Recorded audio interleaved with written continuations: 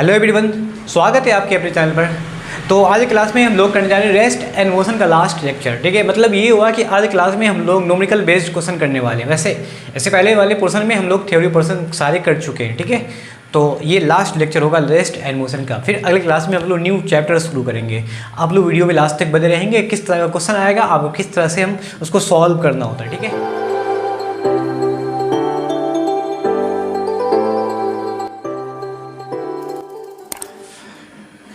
तो क्वेश्चन पहले लिखा हुआ है कि किसी मोटरसाइकिल का वेग 10:32 AM में 10:32 में 60 किलोमीटर पर आवर है। उसी मोटरसाइकिल की चाल 10:35 में उसका वेग, उसकी चाल 80 किलोमीटर पर आवर हो जाता है। तो सवाल है कि उस मोटरसाइकिल का त्वरण क्या होगा। अब हमें ये पता करना है कि त्वरण जो होता है वो वेग में परिवर्तन की दर को कहते हैं, है ना। आपको अच्छे से पता हो कि वेग में परिवर्तन v - u/t। अगर u हो गया आपका प्रारंभिक वेग, v हो गया आपका अंतिम वेग, समय में परिवर्तन t हो गया, तो उसके लिए त्वरण का फॉर्मूला होगा v - u/t। इस फॉर्मूले से हम इसका क्या होगा, प्रारंभिक वेग क्या है 10:32 पर, याद रखिएगा 10:32 पर उस वस्तु का, उस मोटरसाइकिल का जो प्रारंभिक वेग है वो क्या है 60 किलोमीटर पर आवर। 10:35 पर उसका जो अंतिम वेग हो गया वो कितना हो गया 80 किलोमीटर पर आवर।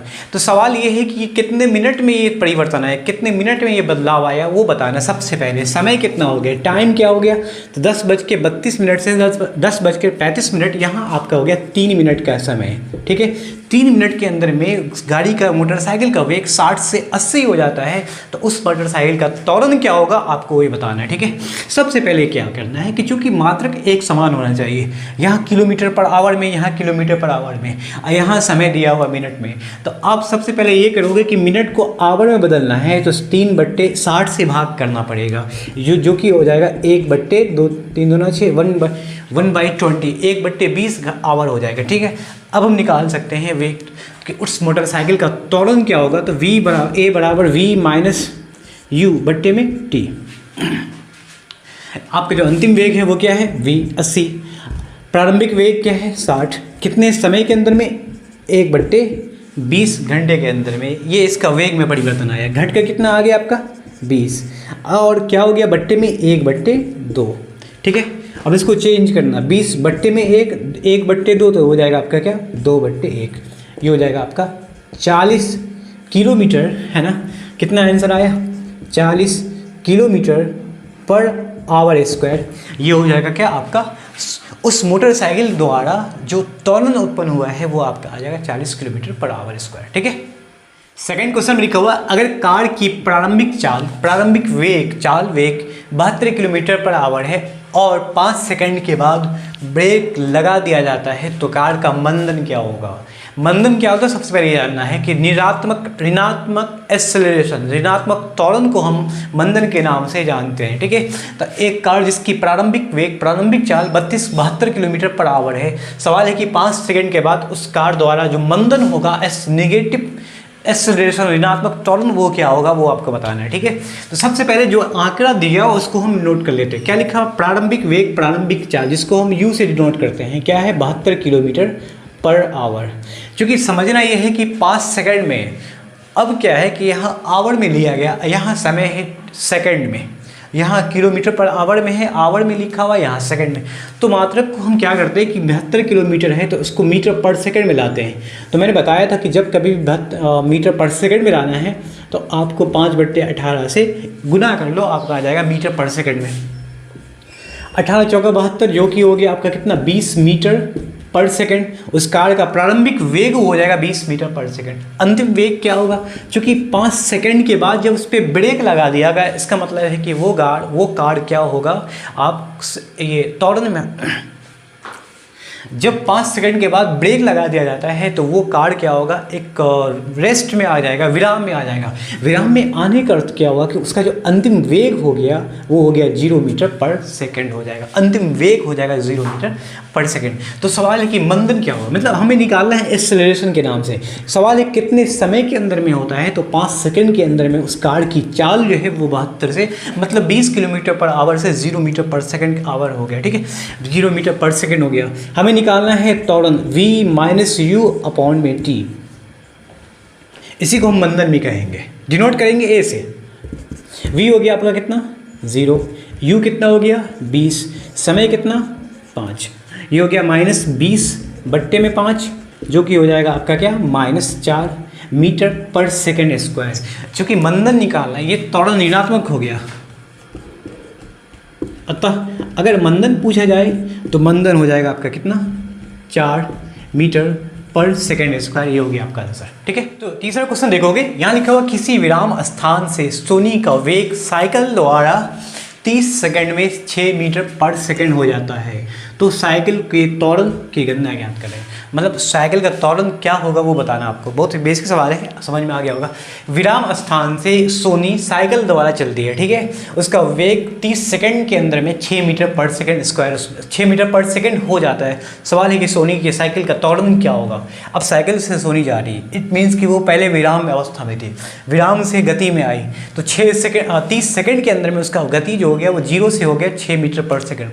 जो ऑब्वियसली वो विराम से आया तो इसका मतलब उसका वेग कम था, पहले 0 था, अब वो 30 सेकंड के बाद उसका वेग हो गया 6 मीटर पर सेकंड। तो सवाल ये है कि उस साइकिल का त्वरण क्या होगा, हमें ये बताना है। ठीक है, बहुत बेसिक सवाल है। गति का समीकरण याद होगा, क्योंकि गति का समीकरण होता है v बराबर u plus A T, s बराबर U T plus half A T square, और वी स्क्वायर बराबर में यू स्क्वायर प्लस में 2as। आपके सारा आंकड़ा आपको पता होगा। s जहाँ दूरी होगा, a त्वरण होगा, t समय होगा, u प्रारंभिक वेग होगा, v अंतिम वेग होगा। ठीक है, तो दिए गए आंकड़ा में क्या क्या दिया पहले वो जानना है। ठीक है, इस सवाल में जो आंकड़ा है देखो, सोनी विराम अवस्था में थी, इट मीन्स कि उसका प्रारंभिक वेग 0 मीटर पर सेकेंड में था।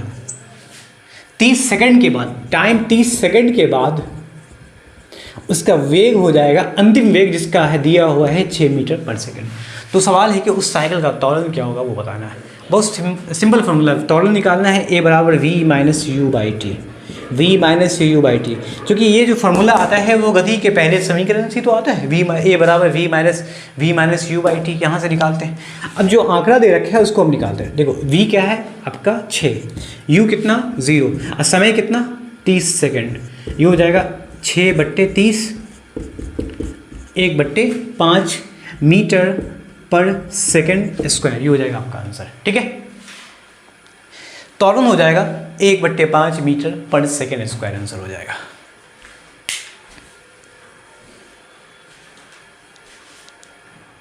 क्वेश्चन नंबर 4 में देखो क्या लिखा हुआ है कि एक रेलगाड़ी 72 किलोमीटर पर आवर की गति से चल रही है। ठीक है, रेलगाड़ी की जो रफ्तार है, चाल है, वो प्रारंभिक वेग हो गया 72 किलोमीटर पर आवर। इसे 200 मीटर की दूरी पर रोकना है। ठीक है, चलो सपोज मान लो कि यहाँ रेलगाड़ी जिसकी चाल इस पॉइंट पे 72 किलोमीटर पर आवर है, उसको ही रोकना है इस पॉइंट पे, जो जहाँ की दूरी हो गया आपका 200 मीटर। 200 मीटर की दूरी पर, सपोज यहाँ ए है तो रेलगाड़ी को रोकना है बी पर, तो 200 मीटर की दूरी पर रोकना है। तो इस पॉइंट पे उस वस्तु का हो जाएगा, उस रेलगाड़ी का हो जाएगा प्रारंभिक वेग जो दिया हुआ है 72 किलोमीटर पर आवर। इस पर रोकना है तो उस टाइम पे वेग क्या हो जाएगा 0 किलोमीटर पर आवर हो जाएगा। ठीक है, तो सवाल है कि जब रोकेंगे तो वेग में परिवर्तन होगा। वेग में परिवर्तन होने का अर्थ हुआ कि एक्सेलरेशन क्या होगा, मंदन क्या होगा वो बताना आपको। ठीक है, जो आंकड़ा दिया हुआ है सवाल में वो है रेलगाड़ी की प्रारंभिक चाल 72 किलोमीटर पर आवर। चूँकि दूरी दिया हुआ है मीटर में, तो एक काम करते हैं कि जो मात्रक को लाते हैं मीटर में, चाल को मीटर पर सेकंड में लाते हैं। ठीक है, तरीका यह है कि 5/18 से गुना करते हैं तो मीटर पर सेकंड में आता है, तो इसको गुना करते हैं 5/18 से गुना करते हैं। ठीक है, तो क्या आएगा 18 चौका 72, 5 चौका 20 होगा, 5/18 तो कैंसिल हो जाएगा 4 बार में। ठीक है, तो उस रेलगाड़ी की प्रारंभिक चाल क्या है, प्रारंभिक वेग क्या है 20 मीटर पर सेकेंड, और v कितना 0 मीटर पर सेकेंड। 0 किलोमीटर पर आवर भी हो जाएगा, 0 मीटर पर सेकेंड भी हो जाएगा। ठीक है, अब जो डिस्टेंस कवर करना है 200 मीटर की दूरी पर रोकना है रेलगाड़ी को, तो उसके लिए डिस्टेंस दूरी कितना है 200 मीटर। सवाल है कि मंदन क्या होगा, एक्सेलरेशन क्या होगा। तो कौन सा, गति का 3 समीकरण, s बराबर U T plus half A T square. तो U T plus half A T square में क्या है t शामिल है, जो कि यहाँ t दिया हुआ नहीं है आपका। ठीक है, एक होता है v स्क्वायर बराबर U square plus 2as S बराबर यू टी प्लस में हाफ में ए टी स्क्वायर, एक होता है वी बराबर यू प्लस ए टी। ये तीन समीकरण है, तो इन तीनों समीकरण में हमें इस नंबर का फॉर्मूला यूज़ करना पड़ेगा। कौन सा? वी स्क्वायर बराबर U square plus 2as, V square बराबर में यू स्क्वायर प्लस 2as हो जाएगा। ठीक है, तो v की वैल्यू दे रखा है कितना? 0, तो स्क्वायर में 0 तो 0 ही होगा। u की वैल्यू दे रखा है कितना? 20 का स्क्वायर प्लस 2 इंटू ए निकालना है हमें, और s कितना डिस्टेंस कवर करना है? 200 मीटर की दूरी कवर करना है। ठीक है, अब यहाँ से क्या होगा यहाँ से क्या होगा कि 0 का स्क्वायर क्या होगा? 0 बराबर में 20 का स्क्वायर क्या हो जाएगा? 400 प्लस ये हो जाएगा क्या? 400 2 गुने 200 हो जाएगा 400 ए, 400 इधर लाओगे क्या होगा? माइनस में 400 बराबर में 400 ए का मान निकालेंगे, माइनस में 400 बट्टे में क्या? 400, जो कि हो जाएगा क्या? -1 मीटर स्क्वायर। चूँकि मंदन कभी भी निकालना है, तो जब कभी भी मंदन, इससे पहले वाले सवाल में, फर्स्ट वाले सवाल में मंदन आया था आपका शायद -4 मीटर पर सेकेंड स्क्वायर। तो मंदन के लिए क्या होता है कि ऋणात्मक चिन्ह को हमें छोड़कर चलना पड़ता है, क्योंकि मंदन कहते ही हैं ऋणात्मक एक्सेलरेशन को कहते हैं, ऋणात्मक त्वरण को कहते हैं। तो यहाँ पर ऋणात्मक त्वरण आ गया, तो आपका एक्सेलरेशन त्वरण हो गया क्या? -1 मीटर पर सेकेंड स्क्वायर। लेकिन जब मंदन की बात होगी तो मंदन के लिए हमें साइन को हटा देना पड़ेगा, 1 मीटर पर सेकेंड स्क्वायर उस रेलगाड़ी का मंदन हो जाएगा। ठीक है,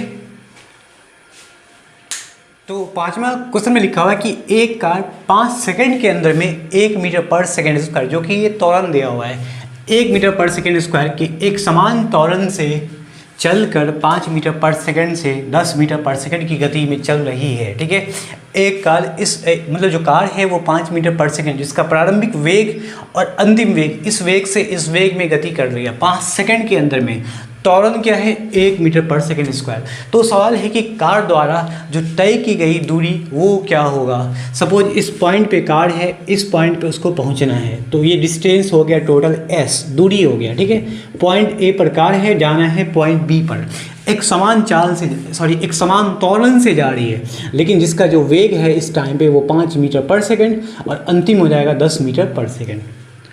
तो उस कार का त्वरण दिया हुआ 1 मीटर पर सेकेंड स्क्वायर, एक समान त्वरण से वेग में परिवर्तन कर रहा है। ठीक है, तो सवाल है कि कार द्वारा तय की गई दूरी क्या होगा?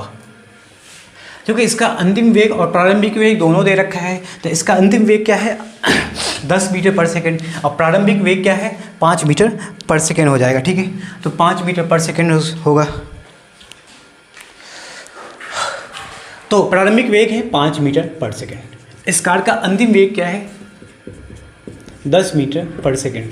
कार कितने त्वरण में अपना वेग को बदल लिया, कितना वेग में परिवर्तन आया, मतलब त्वरण क्या है?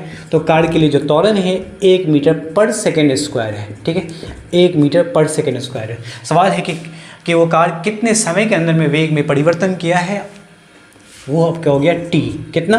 5 सेकेंड, 5 सेकेंड के अंदर में। तो सवाल है कि कार द्वारा 5 सेकेंड के अंदर में तय की गई दूरी क्या होगा? ठीक है, s निकालना है। तो दिए गए आंकड़ा गति के कौन से समीकरण लेंगे हमें निकल जाएगा?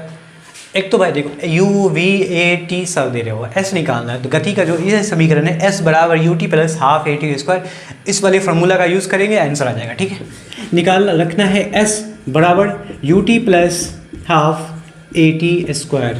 u कितना? प्रारंभिक वेग कितना दे रखा है? 5, समय कितना?